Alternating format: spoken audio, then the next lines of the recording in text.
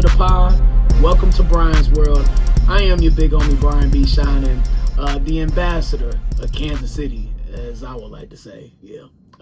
Look, man, thank you for tapping into Brian's World. Make sure you subscribe, rate, and review on Apple Podcasts, YouTube, and on Spotify. Shout out to my family at Foolish Club Media. You know how we gets down, man. But make sure that you follow B Shining on that YouTube page. Subscribe, check the content out, make some comments. Don't be rude, though. If you do, I might, I ain't gonna do nothing. Do what you do. YouTube, subscribe at B Shining. So on the pod today, we're just gonna take a look at the draft, just a little peek, just to see what I think we should do and what Brett Veach's history tells us that he might do in the draft.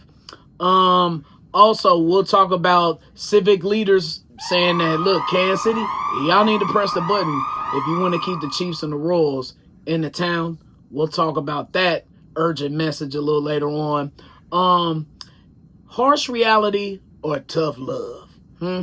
Gillie the King explains why mothers should not bail their sons out of jail. I got some thoughts about that for sure. Some critical thoughts that I think you all would like to hear. And then one other thing I want to dive into is Michelle Obama is asking if millennials and Gen Z have unrealistic expectations when it comes to happiness. You might be surprised at how I answered that question. Plus, I have a conversation with my man Cole from How About Those Chiefs. You've seen his YouTube page and his podcast blowing up everywhere. It was definitely a good conversation. Can't wait to dive into that a little later on in the pod. I am so glad that mock draft season is over with. Some of these mock drafts just be so ridiculous. Now, I think it's a big-ass waste of time, to be honest, because nobody is ever 100% right. And maybe that's not the point of it for some folks. Maybe they just do it just to, break down the strategies of different teams and compare notes, and I don't know.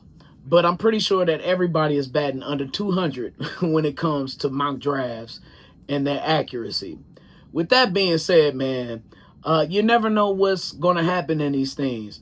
Trades happen all the time, which totally maneuver how the draft is going to play out.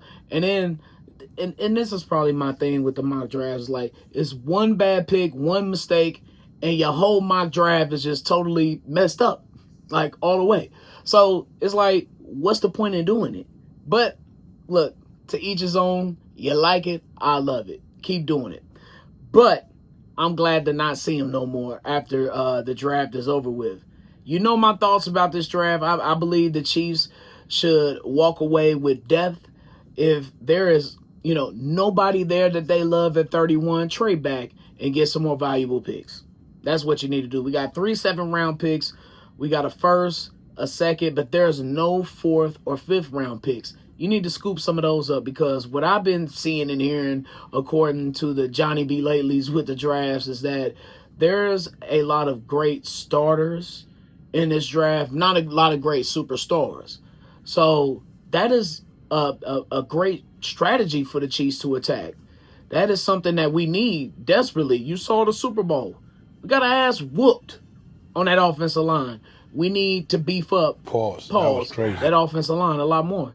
Because it was just mano-a-mano ass kicking, a total ass kicking, dog. And it was an attitude adjustment that frankly needs to take place. And I'm glad that Kingsley Sumatai is going to have a chance to. I pray to God I'm saying his last name right. I really do. If not, man, I apologize, dog. But I'm glad that he's going to have a chance to be at left guard. I think that that may suit him a little more. He was just getting mauled at left tackle.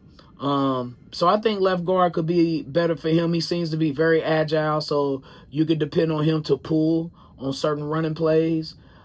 I'm looking forward to seeing him. Can we not march out week 1, wherever we playing now with Caliendo and left guard? We can't do that again, dog. No, absolutely not. Please, no, stop. But that's what I'm looking for in this draft. Get some depth. Oh, one other thing that will just completely just make my day with this draft if the Chiefs get a stud running back. And what I've been hearing is that it's a lot of them.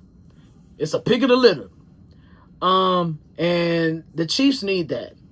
You look at the running back chart right now, not bad. It could be better. I love the addition of Elijah Mitchell. He's a speedster, a game breaker, somebody who the Chiefs was missing last year, to be honest. You bring back Kareem Hunt. I guess Carson Steele is still on the team, I guess. And then one of my favorite Chiefs, Isaiah Pacheco. Now, he wasn't quite himself. He wasn't the same when he came back from his injury, and rightfully so. It was a lower leg injury, and he's a running back. So it might take him some time to get back to full form, but we haven't seen it. And so until we do, the Chiefs need a stud running back. Saquon Barkley and Adrian Peterson, those guys just don't fall off the tree. But I don't find it any reason that with this class coming out that the Chiefs can't find, that those one of those 3 or 4 backs that could potentially, be 1,500-yard running backs in this draft. The Chiefs need one of those guys, man. So that's what's important to me: depth and getting a running back. And there's an attitude adjustment, man, that I hope is taking place by the veterans right now. But what will make this draft a disappointment? I guess I could say the opposite of doing that, but I don't see a reason why Veach can't work his way into that 4th and 5th round. Even, I guess, if it means sacrificing maybe some picks for next year. I just feel like the Chiefs need more quality depth. On the D-line, we look a little thin at D-tackle. There's not really a true go-get-'em pass rusher, consistent one. You could say a Minihu, but he's not available all the time. Best ability is availability. I got to hit you with a football metaphor because it's true. He wasn't available for a lot. And I get it, injuries happen. All right, fine. I'm just saying that the Chiefs need to go get a pass rusher. Somebody specifically made to just a speed guy to go get the quarterback on those third downs. As well as the interior as well. Need to fulfill, Treshaun Wharton, he's gone. You got to beef up that D-line. I think not addressing that will be a disappointment. Still not addressing left tackle or the offensive line as a whole would be a disappointment to me. So, but let's take a stroll down memory lane real quick just to check out what Brett Veach has actually done in the draft. 2019, you look at McCole Hardman, Juan Thornhill, Colin Saunders, Rashawn Fenton, Darwin Thompson. This man was a bona fide scrub. And Nick Allegretti. I don't know what grade I would give that draft class, but it's solid. Not the best. You got some starters. Allegretti, Saunders, Thornhill. McCole was a reach for obvious reasons that year with the Tyreek Hill situation. All right, so let's move on. 2020 draft. Clyde, first round.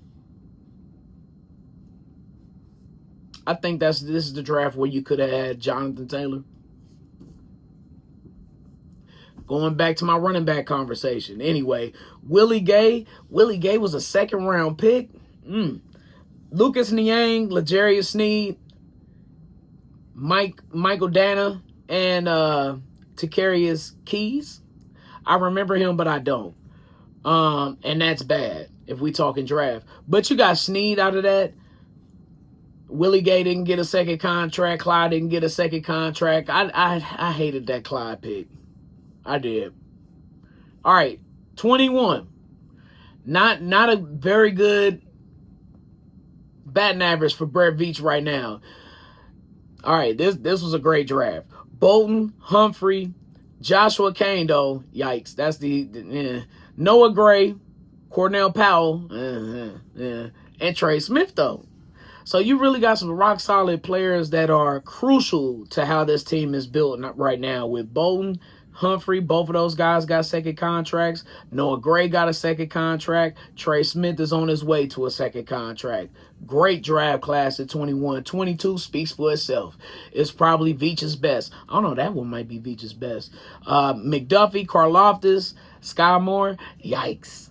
Brian Cook, Leo Chenal, Joshua Williams, Darian Kennard, we remember him. Jalen Watson, Pacheco, and Nazeeh Johnson. The 21 and 22 draft classes make this team. That is besides your superstars with Patrick, Chris Jones, and Kelsey, the 21 and 22 draft classes are really your meat and potatoes of how this team is built. The 23 draft, and this is where we're going to stop. Felix, Rashee Rice, Wanye Morris, Chamari Connor, B.J. Thompson, Keandre Colburn, who's no longer with the team, and Nick Jones. Potential star with Rashee Rice there. Chamari Connor he didn't really fulfill expectations last year. Besides that draft class is mighty questionable right now. But with all that being said, Veach needs another 21 or 22 draft class this year. To keep this train rolling, to keep this dynasty going, he has to have it. And that's why I'm so emphatic about trying to get more of those 4th and 5th round draft picks. Because 3 7th round picks, I don't know what that's gonna do. And you found you found Isaiah Pacheco in the 7th round. That's good, man. But we got 3 of them. I'm looking for that, and that's why I think the Chiefs could possibly trade back at that 1 spot if it's not a player that they love. Draft night is so intriguing, man, and I'm thinking about it and why draft night in the NFL is far and beyond anything that the NBA or baseball or hockey or any other professional league in America could do.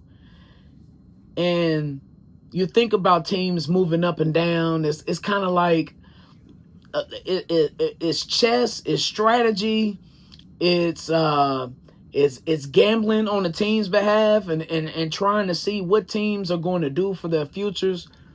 It's so much intrigue and so many strategical methods that teams are using and abiding by, let alone like trying to scout the players themselves and trying to figure out, which players they want for their teams or whatever.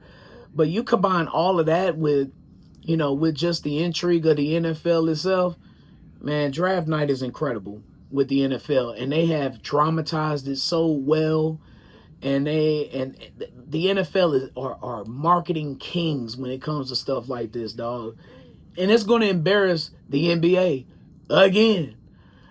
Not only did the NFL debo Christmas from the NBA, but look, the NBA playoffs is going on right now.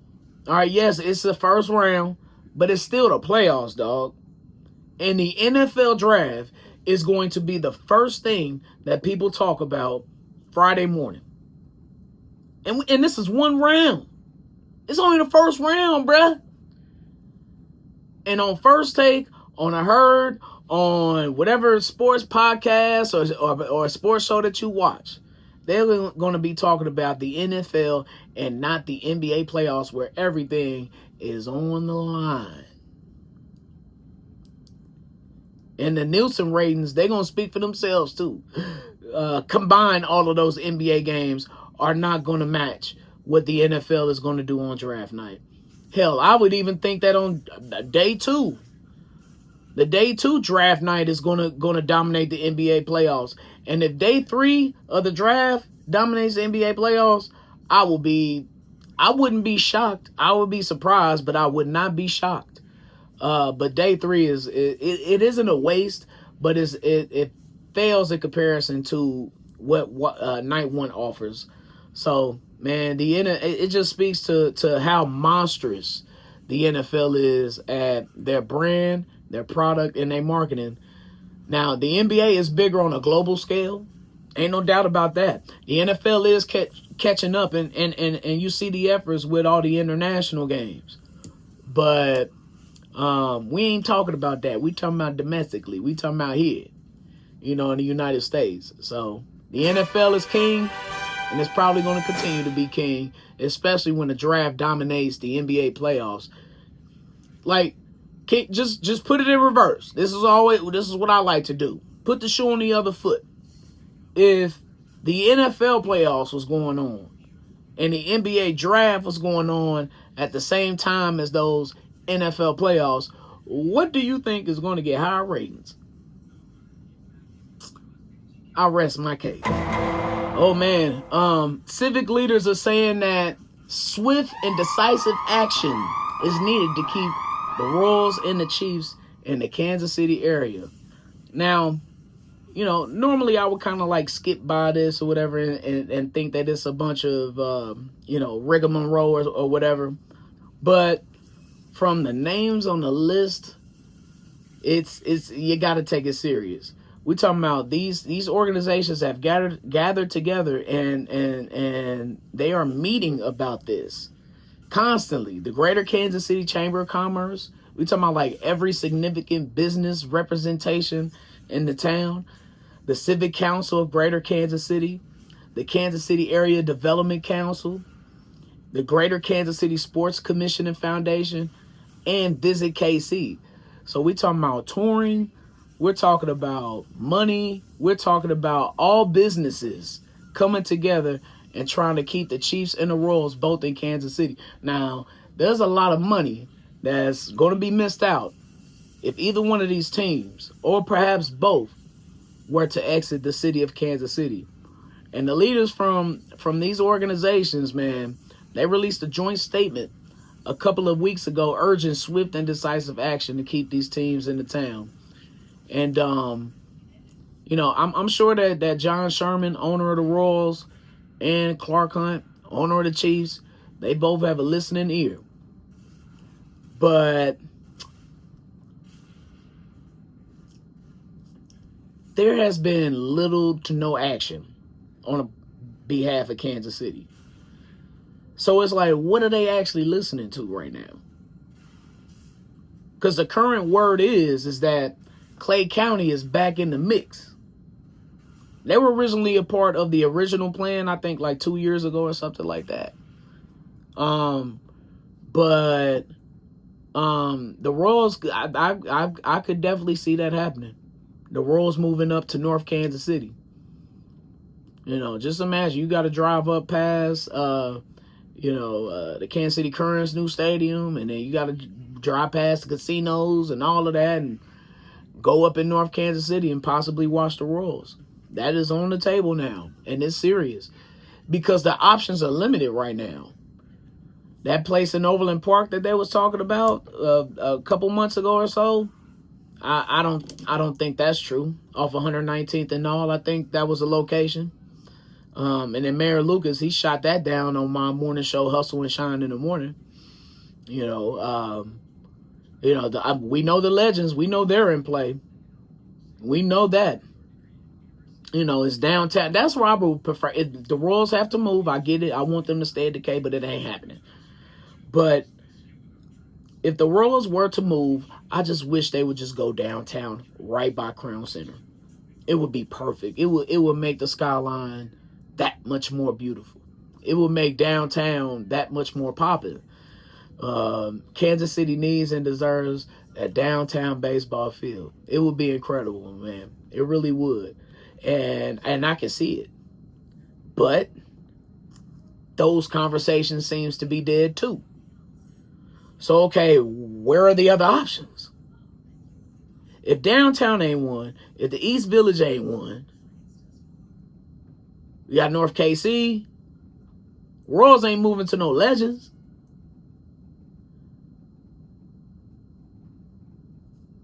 Chiefs, Legends. Where else in Kansas City, Missouri could the Chiefs go to? I thought about that. I'm like, I have no clue. I have none. Maybe South KC? Like over like 150th in homes or something like that is what I'm referring to. But they want development. They want things around it to make money. But the Chiefs need space. You know, but the options are limited, and Kansas City has to do something ASAP. And I believe heads are working together right now, you know, trying to make something happen. Mayor Lucas, I know that he doesn't want on his tenure either one of these teams leaving Kansas City, let alone the Chiefs or the Royals. So we'll see what happens, man. I don't know, dog. Damn.